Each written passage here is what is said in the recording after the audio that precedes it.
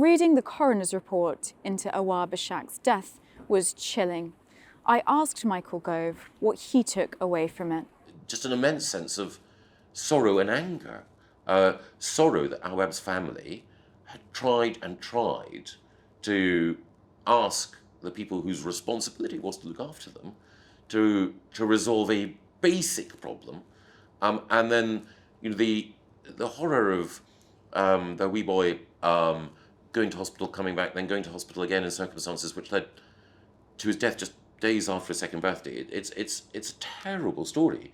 And what makes you angry is that the people who should have responded, hid behind process and legality. I think, in fairness, people across the sector have been reflecting on Awaab's death, and I think there is a change, a commitment to ensure that nothing like this ever happens again, but it does need relentless focus in order to make sure that people who are living with damp and mould in their homes and people who are living with other health-threatening conditions at last get the justice they deserve. When a social landlord does not take their tenants' complaints about poor conditions seriously, as we saw in the case of Rochdale Borough-wide Housing and Awaab Ishak's family, what is your plan? What sanctions are you going to impose? What are you going to do to make them take notice?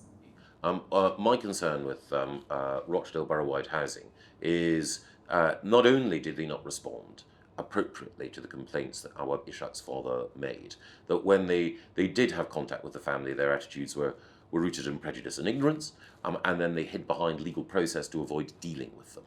And then when they were confronted with the consequences of their failure, they refused properly to acknowledge that. That's just not good enough. So one of the things that I'm saying to them and to other housing associations that are not doing a good job is the government money that we have available that helps to support your work, we are not going to provide you with the money that you expected if you fail to uphold decent standards. Your first responsibility is to your tenants to make sure that they're in decent conditions, so there will be direct financial sanctions until and unless you up your game.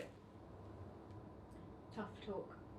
Well, not only tough talk, but I hope tough sanctions that will bite in order to get them to appreciate the scale and the nature of their responsibilities. Just in a few days' time, it was going to be the case that the social housing sector was going to have an award ceremony.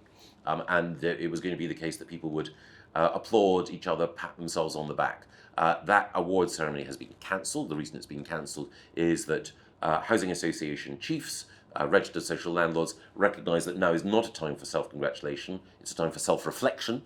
And of course government has a role to play, and my role is clear, which is to provide resources to those people who are doing a good job in order to have more social homes built, but for those landlords that are doing a bad job to say that government support is going to be withdrawn unless and until you up your game.